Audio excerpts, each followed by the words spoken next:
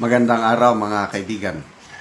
Bigyan natin ng reaction ngayon itong post ng Billionario.com. Ito po yung nangyari sa much anticipated Forbes Park Rally kagabi. Nako, parang nautakan ni Congressman Barsaga si SILG Secretary Jun Vic Rimulya. Nag-deploy pa ng halos 2,000 policemen sa Forbes Park sa rally nito. Yung pala, ang venue ng rally nilipat sa Sulaiman Park, Manila. Ito, ito yung post ha. Representative Kiko Barsaga, better known online as Congress Meow, dodged expectations and 2,000 police officers on Sunday, October 12, staging his anticipated protest. Not at Forbes Park as widely expected, but at Raha Sulaiman Park in Manila. Sandali ha. So ito, basahin natin ang article ng Billionario.com. Cat and mouse game. Barsaga pulls a fast one. Swaps Forbes Park protest for Manila meetup. Representative Barsaga, better known as Congressman Meow, basa ko na yan. Barsaga had previously made waves with fiery online posts urging supporters to enter Forbes Park, declaring, "We have nothing to lose and billions to gain." Though he later clarified the call was targeted specifically at lawmakers Saldico and House Speaker Martin Romualdez, not the exclusive villages residents. Authorities were taking any chances. What followed was a classic case of political misdirection.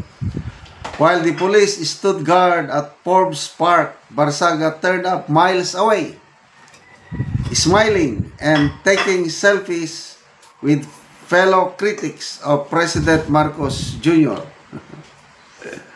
As of now, it's unclear if the Forbes Park rally was a bluff, a diversion, or just the start of a longer game. Okay. Ako, sa nakikita ko dito is it's a bluff and it's a start of a longer game. Tinakot lang tinignan lang. Ito, magaling si Congressman Kiko Barsaga ng tinatawag namin na psychological warfare. Tinatakot niyang kalaban eh. Doon sa Forbes Park. Nang dahil sa ganyang mga post niya, naaalarma ang mga residente ng Forbes Park. Baka later on yan, magkakaroon na ng sentiment ang mga Forbes Park resident na ipetisyon nila paalisin ang mga politiko doon. Kasi nadadamay sila eh. Yung September 21 na rally, natakot ang mga Forbes Park resident, yung mga matitino ha. Kasi nga, sa nakikita nila sa Indonesia at Nepal,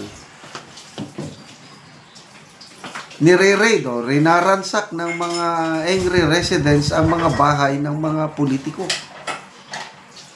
So, takot na takot ang mga Forbes Park residents. At ito, kasama na sa game plan ni Congressman Kiko Barsaga na para maapektuhan later on ng galit mapunta kina Saldico at Martin Romualdez at iba pang mga kongresista na may bahay doon. Magaling talaga mag-isip ito. Sinasabi nila na may diferensya sa pag-iisip. Tama nga, may konting diferensya ang pag-iisip. Kaya lang, yung kanyang pag-iisip directed towards a greater cause. Ano yung greater cause? Laban kontra sa corruption. Kaya madami ang tagasunod sumasubaybay kay Congressman Barsaga. So yun, binasa ko ang mga comments. Nagmukhang uto-uto daw si Secretary John Vic Rimulya doon, nagpunta na. Nagplaster na doon sa Forbes Park with more than 2,000 policemen. Anong nangyari? Walang sumipot na Barsaga sa Forbes Park. Doon pala sa no. So, to me, it's a start of a longer game. Cat and mouse game, kung tawagin nyo. Tawag namin yan. Psychological warfare. Talagang walang atrasan na itong si Congressman Barsaga. Ano na siya eh. Nakikita ko, patapon. Patapon na siya. Sa mga interview niya, if I die, so be it, sabi niya. Kanino bang interview doon? Kay Corina Sanchez ata. If I die, so be it. If I'll be put to prison, it's okay. I'll just pass this fight to the next. Yung mga kapwa niya, Gen Z. Dami ng mga Gen Z ngayon na lumalabas, nagsasalita. Yung October 12, kahapon din, marami ring nag-ipon-ipon sa sa EDSA, mga artista.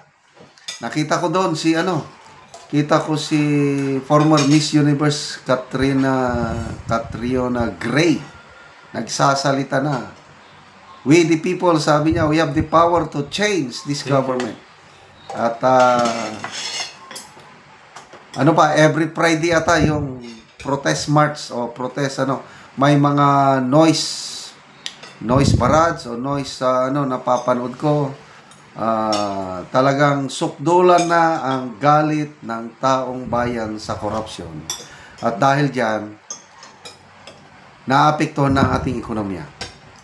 Yung stock market, according to a former BSP official, Cora Guidote, nawalan tayo ng 5 trillion pesos from December of 2024 to the October 2025 as a result of this corruption issue. Manny D. Pangilinan nag-warning na pag hindi ma-resolve itong issue ng corruption sa gobyerno ngayon, babagsak ang ating ekonomiya. Central Bank nagbabala na rin. Ang economic growth target natin this year hindi na maabot dahil sa issue ng corruption. Yun na yung legacy ng administrasyong itong talamak na corruption. Kaya salamat mga kaibigan sa inyong pagsubaybay sa ating channel. Nakakatulong kayo ng malaki sa tribong Talandig ng Bukidnon dahil ang income natin sa channel na ito pantulong po sa tribo. Namimigay tayo ng mga libreng yero at pako para makapagpatayo sila ng mas maayos na tahanan. Panoorin nyo ang video na ito. Si tatay ang natagaan ng mga yero. Ginoo sponsor sa kaluoy sa among mga pobre. Salamat siya sa nag-sponsor ani nga dunay naluoy daw sa ilang tatay nga sila mga pobre.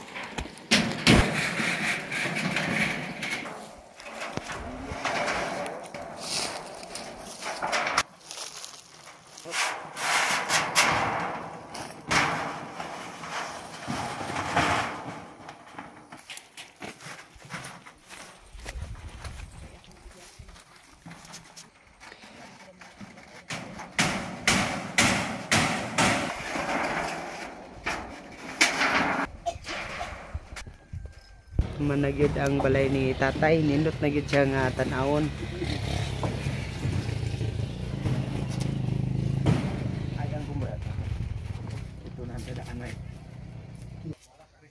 Salamat ako Ginoo gayud ta nagpangaon isa Pasalamat ko sa Ginoo kay nahuman na gayud ang among balay ato pa na og labaw pa sa akong pagpasalamat usab kanang nagtabang sa tanan, dinhi sa amo, dapit sa aper, kalapat, nagtabangan pag-atop. Oo. Dako gid namo nga pasalamat. Salamat ka, ante. Salamat kayo, sir. Oo. Yan mangkon.